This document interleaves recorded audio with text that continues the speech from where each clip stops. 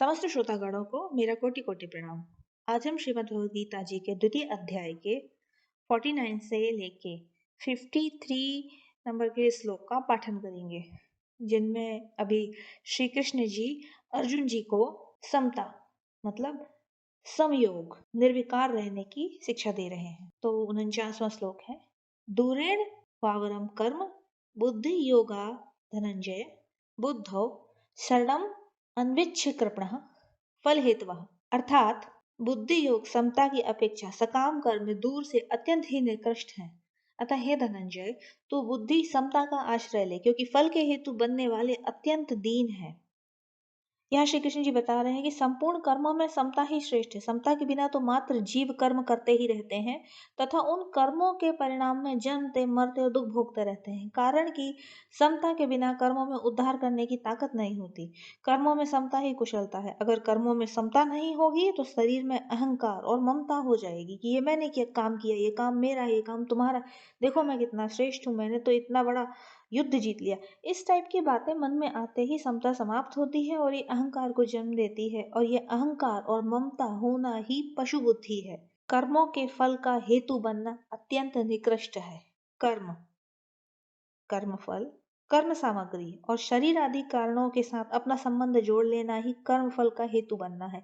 अब देखिए, आज के परिप्रेक्ष्य में हम देखें तो जितने भी अधिकांश जो सर्विस क्लास के लोग हैं वो सर्विस कर रहे हैं, प्रत्येक विभाग में चले जाइए, किसी भी क्षेत्र में आप जाएंगे, लोगों को टारगेट दिए गए हैं कि आज तुम्हें इतना ये काम कर लेना है, आज तुम्हें इतने खेत देख के आ जाना है, आज तुम्हें इतने बीमा बेच देना है, आज तुम्हें इतने ब्लड टेस्ट कर देना। आप किसी भी फील्ड में चले जाए, व्यक्ति सब तरफ से अपने आप को दबा हुआ महसूस करता है, और जो इसी गिनती वाले कार्य को थोड़ा अच्छा कर लेते हैं और अपने ही उच्च अधिकारियों की दृष्टि में वाहवाही लूटते हुए कहते, अरे मैं कितना श्रेष्ठ हूँ, मैंने ये कर लिया। ये सकाम बुद्धि है। हम ये नहीं कह रहे हैं कि काम करना छोड़ दें, लेकिन जो भी काम करें उसे मन से ही करें। उसमें ना तो अपना निषेध रखें कि मैं ये क्यों करूं, और ना ही कोई विशेष रखें कि मैं इसे ही करूं। हमें सब कुछ करते हुए भी मस्त रहना है, अपने आप में खुश रहना है। हर कर्म कर्म है, आके चला जाएगा, इस बात पे अटल रहना है, तभी मानसिक शांति संभव है। अगला श्लोक है, बुद्धि युक्त तो जहाती है उभय सुकृत दुष्कृते तस्माद्योग्याय युज्यस्व योगः कर्मसु कौशलम। अर्थात बुद्धि समता से युक्त मनुष्य यहाँ जीवित अवस्था में ही पुण्य और पाप दोनों का त्याग कर देता है। अतः तू योग मतलब समता में लग जा, क्योंकि कर्मों में समता अर्थात योग ही कुशलता है। यहाँ योग समता को कहा गया है। योग मतलब वो योगासन वाला योग नहीं। यहाँ श्री कृष्ण जी अर्जुन जी से कहते हैं कि समता युक्त मनुष्य जीवित अवस्था में ही पाप पुण्य का त्याग कर देता है, उसको पाप पुण्य नहीं लगते। अर्थात जैसे कुछ कार्य करना है और कर रहे हैं, ये हेतु है, करना ही है, कर्तव्य है, यह सोच के हमें करना है, तो उस कार्य में पाप और पुण्य नहीं लगते। जैसे एक साधारण मनुष्य जमीन पे चल रहा है, जमीन पे चींटी भी होती हैं और कई अन्य सूक्ष्म जीव होते हैं जो हमें नहीं दिख रहे होते, लेकिन सहज रूप से चलने की क्रिया में यदि कोई हमारे पैर के नीचे आके मर गया है तो उसका पाप नहीं लगेगा हमें। समता एक ऐसी विद्या है जिससे मनुष्य संसार में रहता हुआ ही संसार से सर्वथा निर्लिप्त रह सकता है। जैसे कमल का पत्ता जल से ही पैदा होता है, जल में ही रहता है, फिर भी उस पर पानी की बूंद नहीं ठहरती। ऐसे ही जिसके हृदय में समता विद्यमान हो जाए वह संसार से निर्लिप्त रहता है।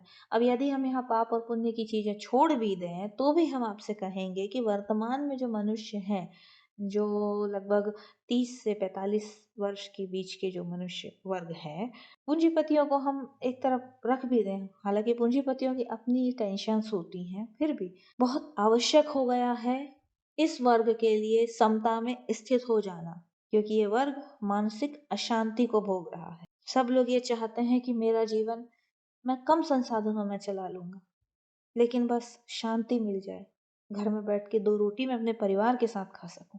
और इस मानसिक शांति के लिए अपने कार्यों में कर्तव्य भावना ही रखें, उनमें लिप्त ना हो, टारगेट और नंबर गेम के पीछे ना भागें। अगला श्लोक है, कर्मजम बुद्धि युक्ता ही फलम त्यक्त्वा मनीषिणः जन्म बंधन विनिर्मुक्ता पदम गच्छन्त अनामयम।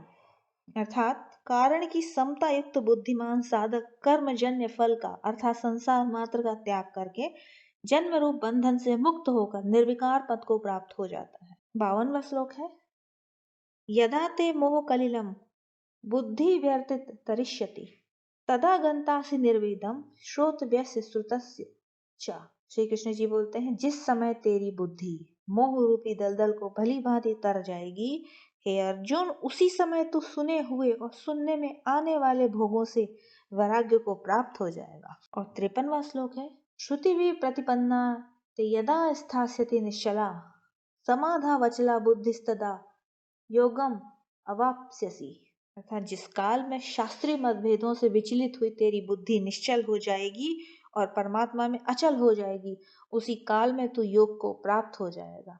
अब देखिए इस श्लोक में कितनी गहराई से ये बात लिखा गया है कि शास्त्रीय मतभेदों से विचलित हुई बुद्धि, बहुत गहरी बात है आज के संदर्भ में भी।